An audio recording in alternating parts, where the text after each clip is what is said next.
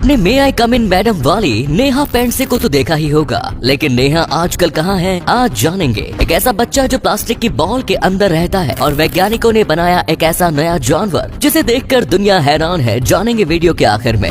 Number 9, Kapil Sharma के show पर धमाल मचा रही नेहा पेंडसे को तो आप सभी जानते ही होंगे, पर आज हम आपको नेहा के बारे में कुछ ऐसी बातें बताएंगे जिनके बारे में आपने शायद ही पहले कभी सुना होगा। नेहा का जन्म मुंबई में हुआ था। नेहा बचपन से ही फिल्म इंडस्ट्री में जाना चाहती थी, इसलिए उन्होंने कॉलेज खत्म करके मराठी इंडस्ट्री में काम करना शुरू किया, जहां उन्हें काफी नाम और शोहरत मिली। नेहा के पास बॉलीवुड से भी ऑफर आए, पर उन्हें फिल्म में काम करने के लिए कॉम्प्रोमाइज करने के लिए कहा गया, जिससे उन्होंने साफ इनकार कर दिया और सिल्वर स्क्रीन का रुख किया। अपने सीरियल मे आई कम इन मैडम से उन्होंने सिल्वर स्क्रीन पर खूब वाहवाही बटोरी। फिलहाल नेहा कपिल शर्मा शो का हिस्सा है और साइड बाय साइड कई प्रोजेक्ट्स पर काम भी कर रही हैं। हाल ही में नेहा ने बिजनेसमैन शार्दुल बायस से पुणे में पूरे मराठी रीति रिवाज से शादी की, जिन्हें वे काफी टाइम से डेट कर रही थी। उनकी शादी की खबर बाहर आई तो लोग उनके पति को ट्रोल करने लगे, क्योंकि शार्दुल 2 बार तलाक ले चुके हैं, जिस पर नेहा ने कहा कि उन्होंने शादी की है, ये उनका डिसीजन था और वे दोनों एक दूसरे से प्यार करते हैं और एक दूसरे के बारे में सब जानते हैं, इसीलिए शादी का फैसला लिया। उन्होंने तो यहाँ तक कह डाला कि अगर उनके पति 2 बार तलाक ले चुके हैं तो वर्जिन तो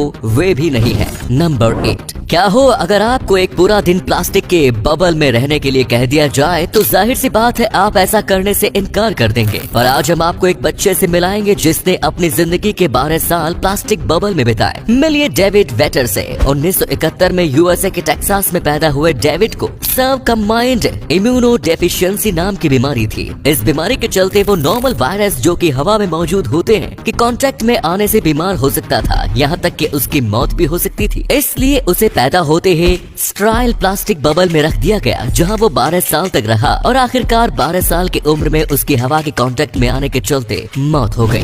नंबर 7, आए दिन इंटरनेट पर कई ऐसे वीडियोस अपलोड होते हैं जिन्हें देखकर पता चलता है कि इंसानियत अभी भी जिंदा है। ऐसा ही एक वीडियो हाल ही में इंटरनेट पर काफी वायरल हो रहा है। ये वीडियो है यूएसए का, जहां एक 86 साल की महिला जिनका नाम है मरियन फॉरेस्ट उन्हें लॉटरी बेचने वाले दुकानदार के साथ अपनी लॉटरी की जीती हुई आधी रकम शेयर करती है। मरियन ने लॉटरी लेते हुए दुकानदार से वादा किया था कि अगर वे लॉटरी जीती तो वो उसके साथ शेयर करेंगी, जो कि $5 लाख की थी, तो वे उसकी मदद करेंगे। पर वे लॉटरी में महज $300 यानी लगभग 22,000 रुपए ही जीत पाई। पर अपना वादा पूरा करने के लिए वे दुकानदार के पास गई और उसे 11,000 रुपए दिए, जिसे देख दुकानदार भावुक हो गया और मरियन को गले लगा लिया, जैसा आप इस वीडियो में देख सकते हैं। नंबर 6, एलन मस्क दुनिया के सबसे अमीर इंसान है, ये आप सभी जानते हैं, पर एलन मस्क को दुनिया का सबसे अमीर इंसान बनाया है उनके आइडियाज ने, जिन्हें वे सफल बनाकर अरबों कमाते हैं। अपनी आइडियाज के दम पर एलन ऑटोमोबाइल इंडस्ट्री और स्पेस इंडस्ट्री में काफी नाम कमा चुके हैं और अब उनके दिमाग में एक ऐसा आइडिया है जो आपके भी होश उड़ा देगा। एलन चाहते हैं कि कार्स और स्पेस क्राफ्ट के बाद अब वे इलेक्ट्रिक प्लेन्स भी बनाए। एक इंटरव्यू में जब एलन से इस बारे में पूछा गया तो उन्होंने बताया कि वे इलेक्ट्रिक प्लेन्स बनाने का काफी टाइम से सोच रहे हैं, पर अगर उन्होंने इस पर काम किया तो उनका दिमाग फट जाएगा, क्योंकि उनके दिमाग के पास पहले से ही कई बड़े प्रोजेक्ट्स हैं, पर वे आने वाले कुछ सालों में इलेक्ट्रिक प्लेन्स के बारे में जरूर कुछ सोचेंगे।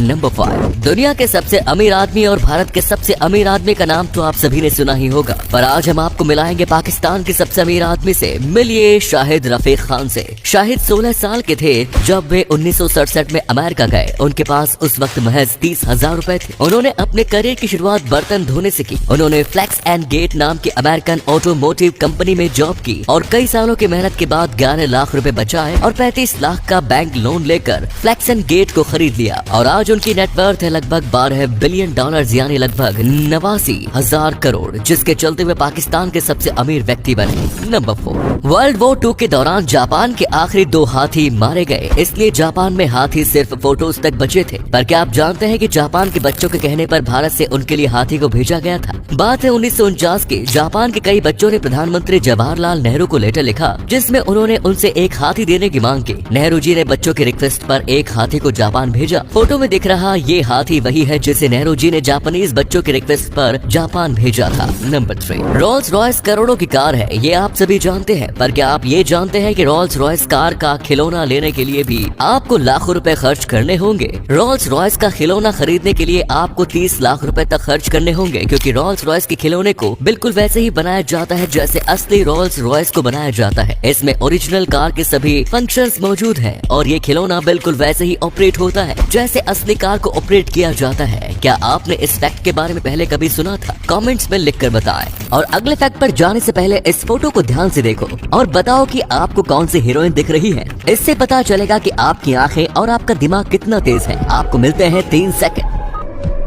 नंबर 2, दिल्ली में पोल्यूशन को कम करने के लिए वहां की सरकार ने रेड लाइट ऑन को इंजन ऑफ नाम एक कैंपेन चलाया हुआ है ताकि पोल्यूशन कम किया जा सके, फ्यूल बचाया जा सके और दिल्ली की हवा को साफ किया जा सके। पर क्या आप जानते हैं कि रेड लाइट पर इंजन ऑफ करके आप पोल्यूशन को और बढ़ा भी सकते हैं? कैसे? चलिए आज आपको बताते हैं। अगर आप रेड लाइट पर पहुंचे हैं और रेड लाइट का टाइम महज 30 सेकंड या उससे कम बचा है तो आपने इंजन बंद कर लिया, तो अब होगा ये कि जब आप दोबारा इंजन स्टार्ट करेंगे तो उसमें आपको गाड़ी स्टार्ट होने के लिए ज्यादा फ्यूल का इस्तेमाल करेगी और पोल्यूशन फैलाएगी। इसीलिए रेड लाइट पर इंजन तभी बंद करें जब रेड लाइट के टाइमर में 30 सेकंड से ज्यादा टाइम बचा हो। है ना मजेदार फैक्ट। नंबर 1, पोकेमोन के सबसे पसंद किए जाने वाले कैरेक्टर पिकाचू को तो आप सभी ने देखा होगा। आपने आज तक पिकाचू का सिर्फ एनिमेटेड वर्जन देखा है, पर आज हम आपको एक रियल लाइफ पिकाचू से मिलाएंगे। वीडियो में दिख रहे पिकाचू जैसे इस जानवर को सुअर, इलेक्ट्रिक ईल और गिलहरी के डीएनए को मिलाकर क्लोनिंग टेक्नोलॉजी की मदद से तैयार किया गया है। ये जानवर न सिर्फ पिकाचू की तरह दिखता है बल्कि अपने दुश्मन को सामने पाकर ये जानवर कार्टून वाले पिकाचू की तरह उस पर इलेक्ट्रिक करंट को छोड़ता है। क्या आपने आज से पहले इस जानवर को देखा था? कमेंट्स में लिखकर बताएं। वीडियो को शेयर करोगे तो आपके दोस्तों को पता चलेगा कि आप कितने इंटरेस्टिंग नॉलेज वाली वीडियोस देखते हैं, इसलिए इस वीडियो को शेयर करना मत भूलना। मिलते हैं कल एक और एक्साइटिंग वीडियो के साथ। वीडियो देखने के लिए दिल से धन्यवाद।